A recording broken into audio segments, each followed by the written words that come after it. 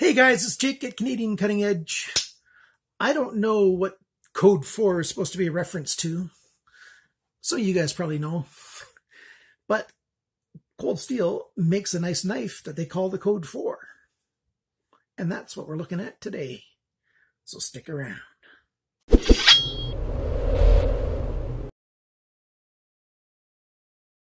When I first bought this knife from Zelric, he's got his own YouTube channel, a little bit less than a year ago, I didn't think I was going to do a video on it, but here we go. I'm doing a video on it now.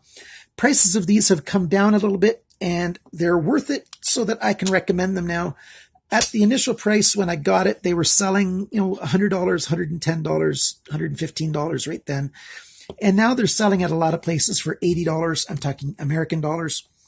And at that price, this is definitely a knife that I can recommend. And let's talk about it a little bit. It's got a clip point. You can buy it with a spear point design. You can buy it with a tanto design. You can buy it with any of those three designs and having a serrated edge. And it's kind of funny. The serrated edges are serrated, serrated, serrated, serrated. And then the last 10% at the tip is not serrated. So they still have a tip that does normal work, and then the rest is all serrated. I actually like that. I much prefer that over being, a third serrated and the rest plain. I want a knife, if it's serrated, it's serrated. That's how I want it to be. I don't like the half and half kind of deal. So that's another plus for the Code 4 design. It comes with CTS XHP steel, made in Taiwan, aluminum handle scales, Triad back lock, which is arguably, the strongest lock out there, and which is more of a bragging point than actually a practical necessity. I don't think you really need a Triad lock. And that's one of the negatives I have with this knife. I might as well mention the negative right now. I don't like the Triad lock, to be honest with you. I don't think you ever really need to use a Triad lock. There might be an odd time, very, very super rarely that you might.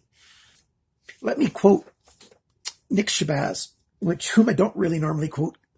And I don't normally watch reviewers before I do a video, but I watched him, when I first got this knife from Zelric, 9, 10, 12 months ago, whatever it was. And he was saying, to get this Triad lock, you are paying a lot for strength that you will probably never use.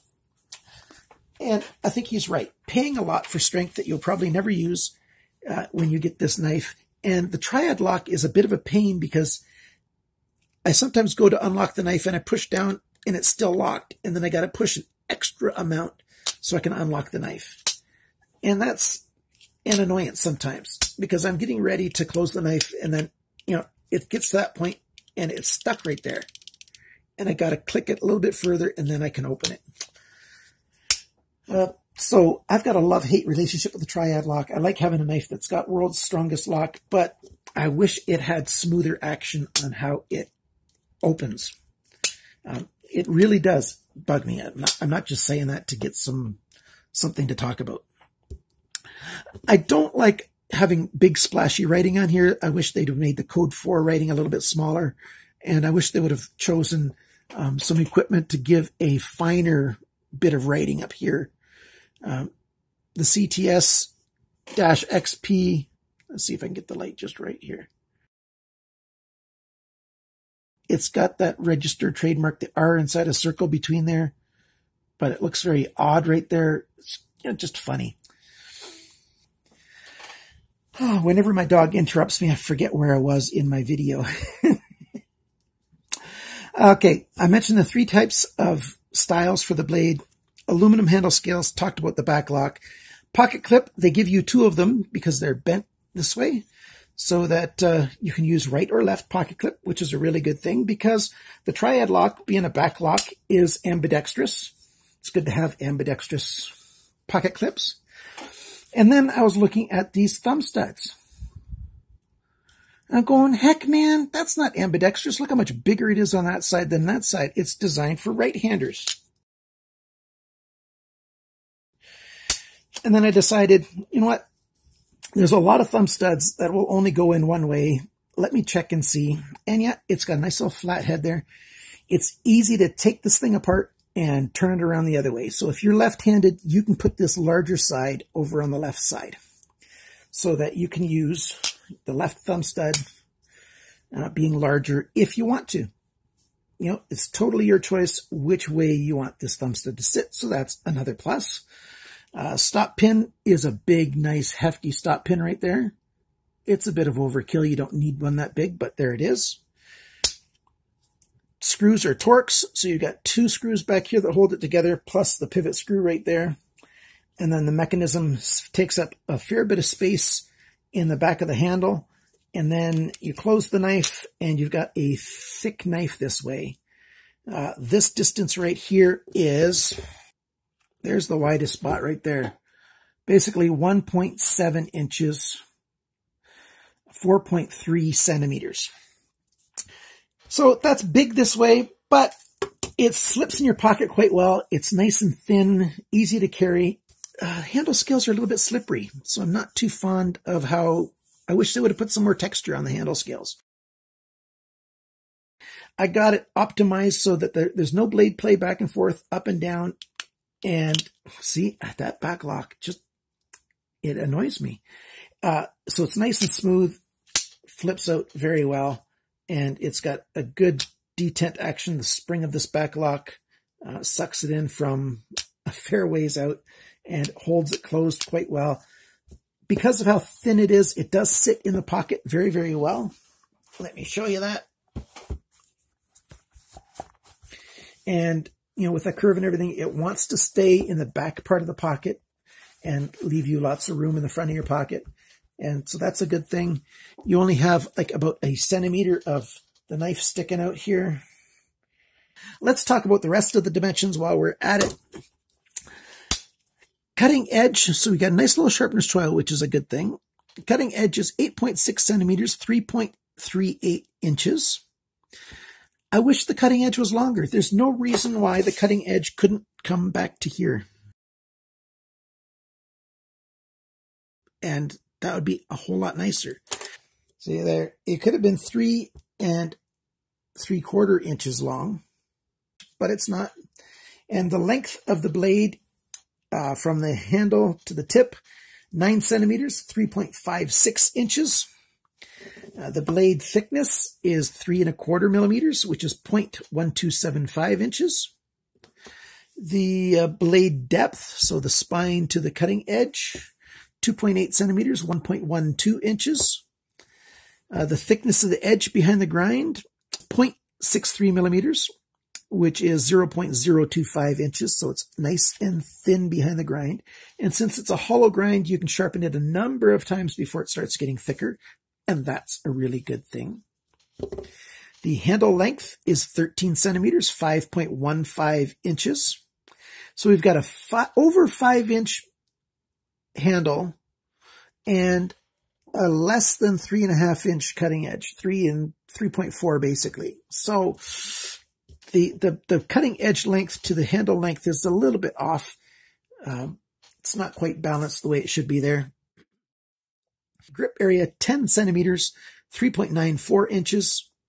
The handle thickness is 9 millimeters, 0.357 inches. So 1/3 of an inch thick. And the handle depth, so between my 2 index fingers right here, that's the wide, thickest spot, 2.9 centimeters, 1.16 inches. Total length of this knife is 21.8 centimeters, 8.58 inches, 122 grams, 4.25 ounces. So 4¼ ounces is very light for a big, sturdy, strong knife like this. And that's a good thing. It's a nice knife. How much does this knife cost? Like I was saying, at Knife Center and a whole bunch of other places, this thing is $80 US. But on Amazon.com, when I checked today, there's 4 left at $64.76. So $65 US you can get this for right now.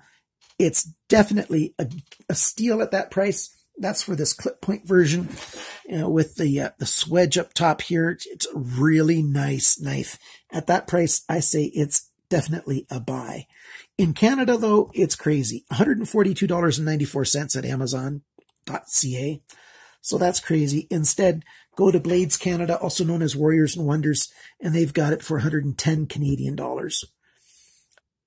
In euros, you can go to knivesandtools.com and get it for 101.6 euros. And at BA Blades in the UK, I found it for 120 pounds, 119.99. So it's a nice knife. The pros, it's light. It's fairly comfortable. I like that there's a sharpener's choil. Good steel. CTS XHP steel is good steel. I like that there's a pocket clip on both sides.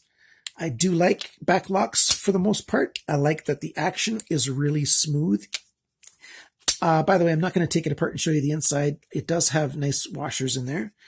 I believe those are phosphor bronze washers in there.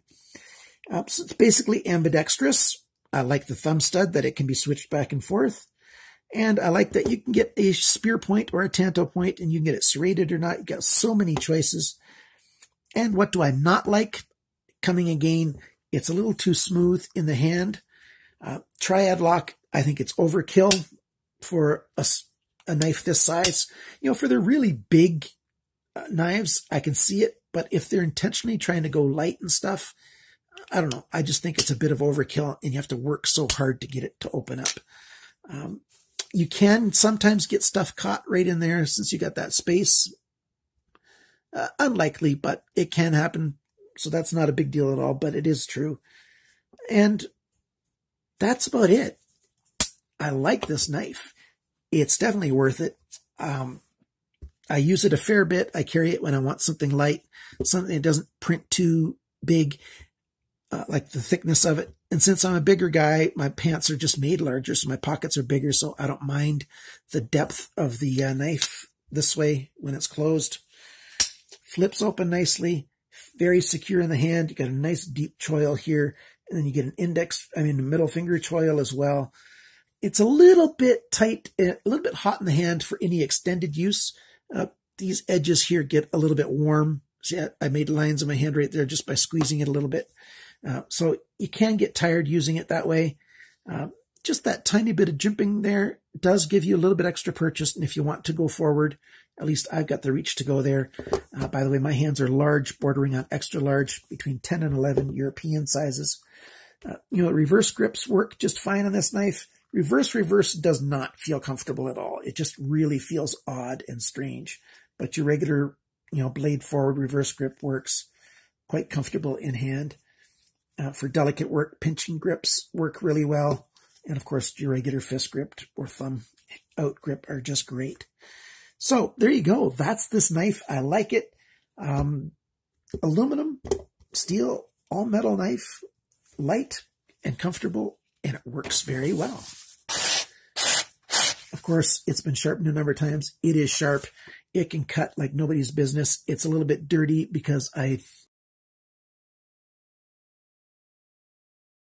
can see it on the blade. There you go. That's a bit dirty. I do carry it a fair bit. And when I do clean it up, I get back that mirrored edge again. So thanks for watching my little video. Please like, share, comment, subscribe, all that other good stuff. Thank you to my Patreon supporters. You guys are awesome.